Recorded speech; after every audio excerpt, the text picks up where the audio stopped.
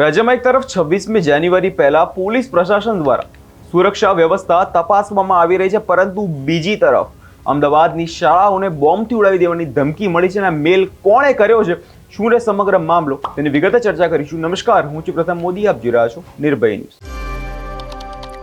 26મી જાન્યુઆરીને થોડાક જ સમયની વાર છે, પરંતુ તેની પહેલા અમદાવાદની શાળાઓને ફરીથી બોમ્બથી ઉડાવી દેવાની ધમકી આપવામાં આવી છે. ધમકી ભર્યો મેસેજ મળતા શહેરમાં ખળભળાટ મચી ગયો છે અને પોલીસ દ્વારા સ્કૂલની તપાસ કરવામાં આવી રહી છે. તમને જણાવી દઈએ, અમદાવાદની 15 જેટલી શાળાઓને ધમકી ભર્યો મેલ જે છે કરવામાં આવ્યો છે, જેમાં સંત કબીર સ્કૂલની 3 બ્રાન્ચ, સેન્ટ ઝેવિયર સ્કૂલને નિશાન બનાવવામાં આવી છે અને ધમકી ભર્યો મેલ મોકલવામાં આવ્યો છે, તથા ડીપીએસ બોપલ, નવરંગપુરાની સેન્ટ ઝેવિયર્સ, લોયલા ઘાટલોડિયાની કેલોરેકેટ્સ અને વસ્ત્રાપુરની સ્વયં સ્કૂલને પણ બોમ્બથી ઉડાવી ધમકી મળી છે. ઘટનાની ગંભીરતાને ધ્યાનમાં લઈ તાત્કાલિક પોલીસ, બોમ્બ સ્કોડ અને ક્રાઇમ બ્રાન્ચની ટીમો કાર્યરત થઈ ગઈ છે. અજાણ્યા ઈમેલ આઈડી પરથી સ્કૂલને ધમકી આપવામાં આવી હતી. મેલ મળતાની સાથે જ સ્કૂલ પ્રશાસનને તાત્કાલિક પોલીસને જાણ કરી, જેના પગલે પોલીસ, બોમ્બ સ્કોડ અને ડોગ સ્કોડની ટીમો ઘટના સ્થળે પહોંચી ગઈ હતી. સ્કૂલ મેનેજમેન્ટ વિલંબ કર્યા વગર જ તુરંત જ પોલીસ કંટ્રોલ રૂમને તેમને જાણ કરી હતી. સાંભળીએ ત્યાં વાલીનું શું કહેવું છે. नहीं, हमारा जो एक इन्फो हैगा वो हमारा स्कूल का पोर्टल हैगा, वहाँ पे हमारा न्यूज आया तो हमको पता चला कि ऐसा ऐसा कुछ आया हैगा, धमकी भरा कुछ आया है, मेल आया है. तो इमीडिएटली हम लोग सब वी स्प्रिंग इनटू एक्शन.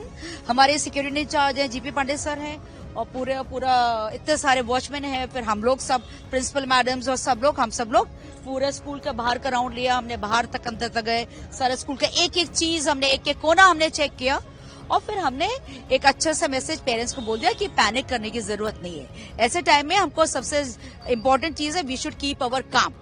तो वही हमने पेरेंट्स को बोला, आराम से बच्चे हमारे साथ है, सेफ है, कुछ भी ऐसा बाहर कुछ भी हमको ऐसा नहीं मिला है, अनऑब्जेक्शनल चीज नहीं मिली हैगी. तो फिर पेरेंट्स आके लगे गए. उसके बाद जब बच्चे पेरेंट्स वाले चले गए, फिर वैन्स बाहर वेट कर रही थी.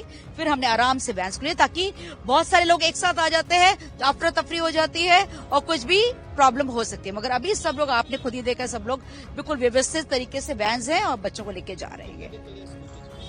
वो अभी हम लोग डिस्कस करेंगे और we'll take a call. Sir, मैं मेल में अभी प्रिंसिपल मैडम को बुलाती हूँ, क्योंकि मैं तो एकदम से मेल बताया, प्रिंसिपल बताया, मैं तो एकदम एक्शन में आ गई. मेल में यही था कि मतलब खालिस्तान की तरफ से था मेल कि भाई स्कूल्स में बॉम्ब ब्लास्ट का कुछ ऐसा कर सकते हैं हम लोग, इस तरीके से. मतलब थ्रेटनिंग मेल थी. मतलब बच्चों को तो हमने नहीं बताया, बच्चों को तो हमने तो ऐसे हम कोई ड्रिल कर रहेंगे क्योंकि बच्चे पैनिक नहीं करें. ठीक है, बस वही बस ये था कि उनकी तरफ से है एंड 1:15 पे लोग करेंगे, कुछ ब्लास्ट करेंगे इस तरीके. मेरा नाम दिव्या है और मैं स्कूल की हूँ. एक्चुअली हुआ क्या, आज हमें कुछ बताया नहीं. हमारे असेंबली चल रही थी तो असेंबली में बोला कि हम ड्रिल कर रहे हैं, उसमें तुम्हें घर भेज देंगे. हमें अभी तक कुछ रीज़न नहीं बताया कि क्यों ड्रिल बताया है, बट मीन्स कभी कभी ऐसे सरप्राइज ड्रिल नहीं हुई अभी तक. वो बोला कि इवैक्यूएशन ड्रिल है, बस ऐसे प्रैक्टिस करवा रहे हैं, मैं सब बोला. ધમકી મળતાની સાથે જ સાવચેતીના ભાગરૂપે બંને સ્કૂલો દ્વારા વાલીઓને મેસેજ અને ફોન કરવામાં આવ્યા અને તાત્કાલિક તેમને જાણ કરવામાં આવી કે તેઓ પોતાના બાળકને ઘરે લઈ જાય. અચાનક શાળાનો મેસેજ મળતાની સાથે જ વાલીઓ મોટી સંખ્યામાં સ્કૂલ પાસે પહોંચી ગયા હતા. પોલીસ દ્વારા ધમકીભર્યા મેલને ગંભીરતાથી લઈ અત્યારે આ મુદ્દે તપાસ હાથ ધરવામાં આવી છે. સાયબર ક્રાઇમ વિભાગ દ્વારા આ મેલ ક્યાંથી મોકલવામાં આવ્યો અને વ્યક્તિની ઓળખ મેળવવાના અત્યારે પ્રયાસો જે છે કરવામાં આવી રહ્યા છે. તમને પહેલા 15 સ્કૂલોના નામ જણાવી દઈએ કે કઈ કઈ 15 સ્કૂલો છે.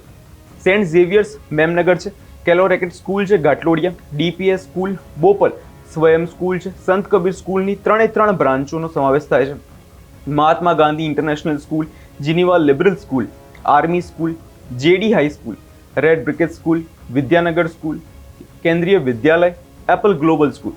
અગાઉ પણ આપણે જોયું કે કેટલી બધા ધમકી ભર્યા મેસેજ થોડા સમય પહેલા જ કરવામાં આવ્યા હતા. 2 મહિનાના સમયગાળામાં આપણે જોઈએ તો અત્યારે બીજી વાર છે ધમકી ભર્યાનો મેસેજ અને મેલ જે છે સામે આવ્યો છે, જેના કારણે વાલીઓમાં અત્યારે હાલ ચિંતા વધી ગઈ છે.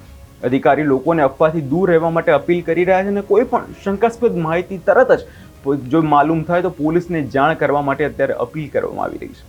અમદાવાદમાં અગાઉ પણ અનેક શાળાઓને તેમજ કોર્ટને બોમ્બથી ધમકી ભર્યા જે છે મેલ કરવામાં આવ્યા હતા. ઈમેલ દ્વારા જે ધમકી આપવામાં આવી હોય ત્યારે સાયબર ક્રાઇમની ટીમ દ્વારા મેલ ક્યાંથી કરવામાં આવ્યો છે તે અંગેની તપાસ અત્યારે હાલ હાથ ધરવામાં આવી રહી છે. આ વિષયને લઈને તમારો શું અભિપ્રાય છે તમને કમેન્ટ કરી ચોક્કસથી જણાવજો. અને અમારી ચેનલ નિર્ભય ન્યૂઝને લાઇક, શેર અને સબસ્ક્રાઇબ કરવાનું ભૂલશો નહીં.